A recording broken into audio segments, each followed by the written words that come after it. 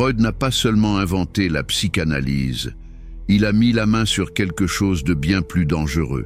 Une carte secrète, une carte du désir féminin, pas celle qu'on montre dans les livres, mais la version la plus sombre, la plus interdite. Ce qu'il a découvert était tellement dérangeant que ses propres disciples ont essayé de le censurer. Aujourd'hui, je vais te révéler ce qu'ils ont tenté de cacher. Pas de la théorie, pas des jolis mots, mais la vérité brute sur ce qui gouverne vraiment les femmes, là où la morale et la logique n'ont plus aucun pouvoir. Imagine que je te dise que les travaux les plus explosifs, et surtout censurés, de Freud, contiennent la clé pour décoder en profondeur le comportement féminin. Sous un siècle de discours politiquement corrects, il existerait un plan psychologique caché, capable d'expliquer aussi bien l'hypergamie que les manipulations émotionnelles. Et si comprendre cette carte secrète te donnait un avantage presque injuste dans l'amour, le pouvoir et la vie entière, accroche-toi, car ce que tu vas lire appartient à la psychologie la plus sombre. La plupart des hommes ne comprennent pas les femmes, non pas par manque d'intelligence, mais parce qu'on les a nourris de mensonges. On leur vend des contes de fées, sois toi-même, traite-la comme une reine. L'amour triomphe de tout. Pendant ce temps, les tribunaux débordent de divorces, la solitude devient une épidémie, et des générations d'hommes errent comme des fantômes dans des relations qu'ils ne comprennent pas. Et si les réponses avaient toujours été là, sous nos yeux, mais verrouillées dans les archives d'un homme que la société a tenté d'effacer? Contrairement à ce que tout le monde pense, l'œuvre la plus dangereuse de Freud ne portait pas sur l'Oedipe ou le ça. C'était une série de conférences privées, plus tard interdites, sur ce qu'il appelait les dynamiques psychosexuelles du choix féminin. Il y disséquait l'inconscient féminin avec une précision qui ferait frissonner les psychologues modernes. Un cas en particulier se détache, la fille louve de Vienne. En 1897, Freud suivit une riche mondaine, incarnation de l'élégance en public, mais qui, derrière les portes closes, jouait avec ses prétendants. Un jour pleine d'affection, puis disparaissant des semaines sans explication. Freud remonta jusqu'à son enfance. À 6 ans, elle avait vu sa mère détruire méthodiquement la réputation de son père. La leçon gravée dans son esprit: le pouvoir ne se prend pas, il se reçoit. Et les femmes apprennent très tôt comment l'arracher. C'est ici que l'histoire devient glaciale. Freud découvre que le désir féminin ne se résume pas à choisir entre gentil garçon et mauvais garçon. En réalité, il repose sur une polarité, une tension magnétique entre sécurité et danger.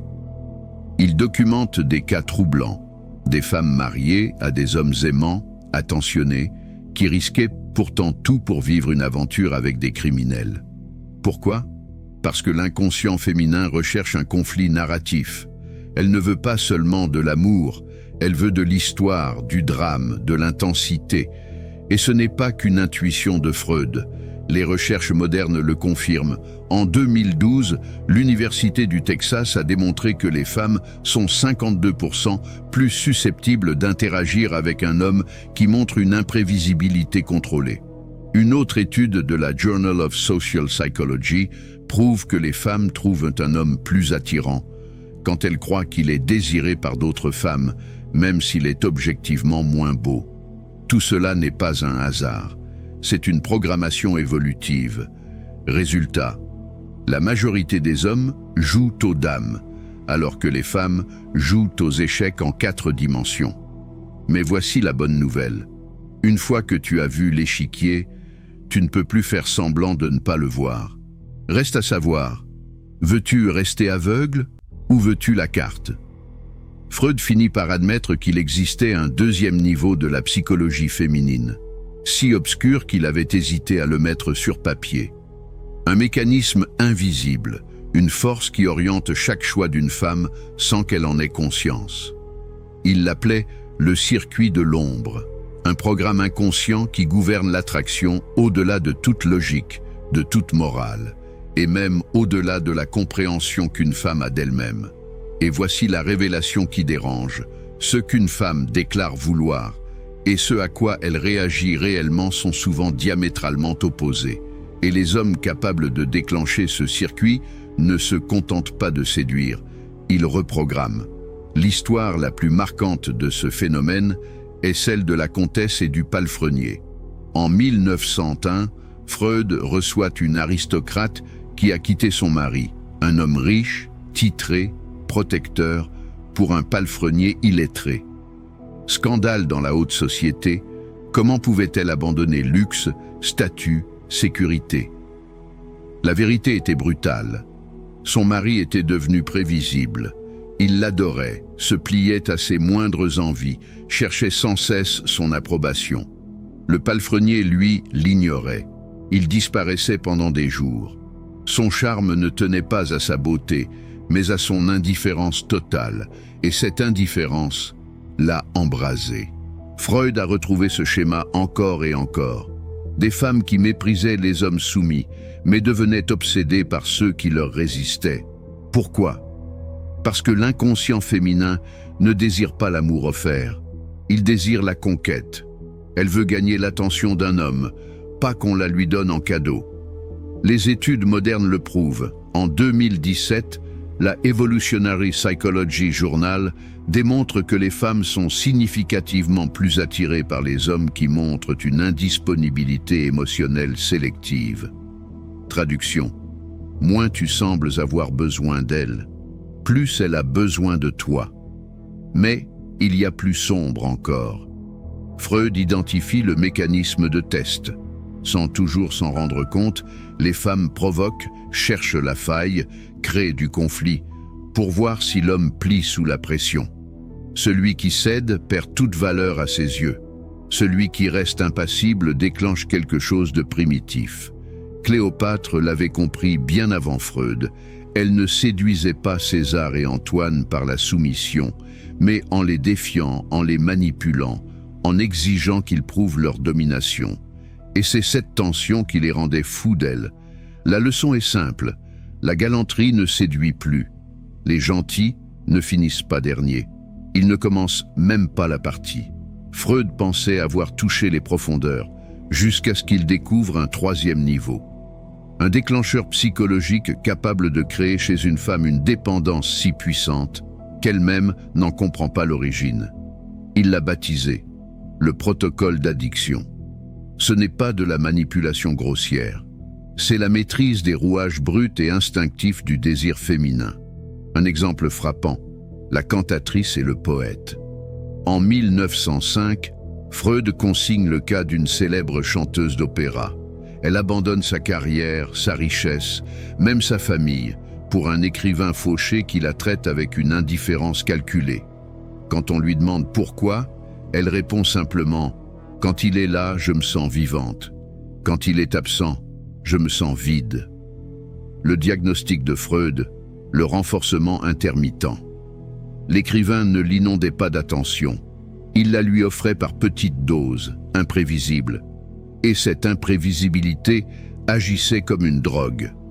Les neurosciences modernes confirment ce que Freud avait pressenti.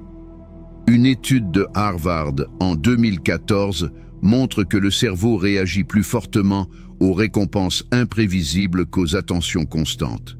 C'est le même principe qui rend les machines à sous addictives et qui rend certaines relations impossibles à quitter. La clé est de contrôler le rythme. Trop donner, elle se lasse. Trop peu, elle décroche. Donner juste assez, au moment précis, et tu deviens une obsession. Freud pousse plus loin encore. Il découvre que ce n'est pas seulement l'attention que les femmes recherchent, mais le contraste émotionnel. Dans une expérience controversée, il montre à un groupe de femmes deux profils d'hommes, l'un toujours tendre et constant, l'autre alternant chaleur et froideur. Résultat, 73% choisissent l'homme imprévisible, même en sachant que son comportement était instable. Pourquoi? Parce que la stabilité apaise, mais la tension électrise. Les gentils offrent une ligne plate d'affection, pas de pic, pas de creux, pas de frisson. L'homme qui alterne présence et mystère, chaleur et retrait, reprogramme littéralement son système nerveux pour la désirer encore plus. Les grands séducteurs de l'histoire l'ont toujours su instinctivement. Casanova disparaissait des semaines, puis réapparaissait avec une lettre qui coupait le souffle. Napoléon écrivait à Joséphine des messages calibrés pour créer manque et excitation. Comment l'appliquer aujourd'hui? Brise la prévisibilité. Si tu réponds toujours immédiatement à ces messages, ralentis. Si tu proposes toujours les rendez-vous, espace-les. Laisse-la se demander. Crée le contraste émotionnel. Sois chaleureux, mais jamais acquis. Engage-toi, mais jamais en permanence. Fais-la avoir faim de ton attention. L'objectif n'est pas de lui faire douter de ton intérêt, mais de lui faire désirer ta présence comme une rareté. Il existe un moment dans toute grande séduction où quelque chose bascule, où l'intérêt d'une femme cesse d'être un choix, pour devenir une compulsion. Freud, dans ses carnets les plus censurés, décrit cela comme l'empreinte psychosexuelle, un phénomène où l'attachement devient si profondément ancré qu'aucune logique, aucun conseil, aucune distance ne peut l'effacer. L'un de ces cas les plus terrifiants, une patiente attachée à un homme qui la maltraitait ouvertement.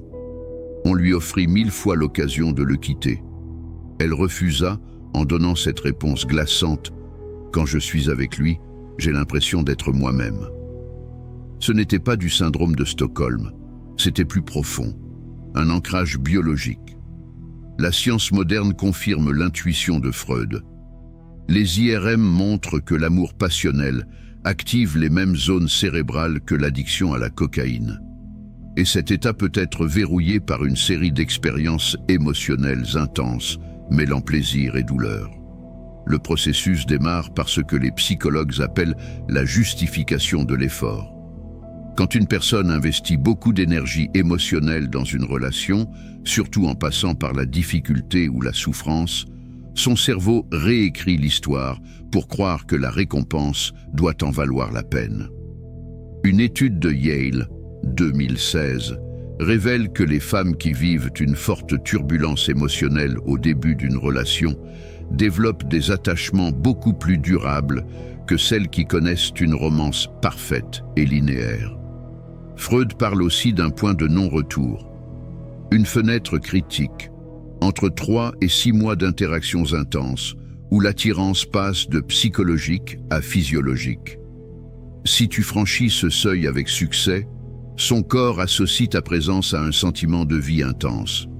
Si tu le rates, aucun effort futur ne recréera la même empreinte.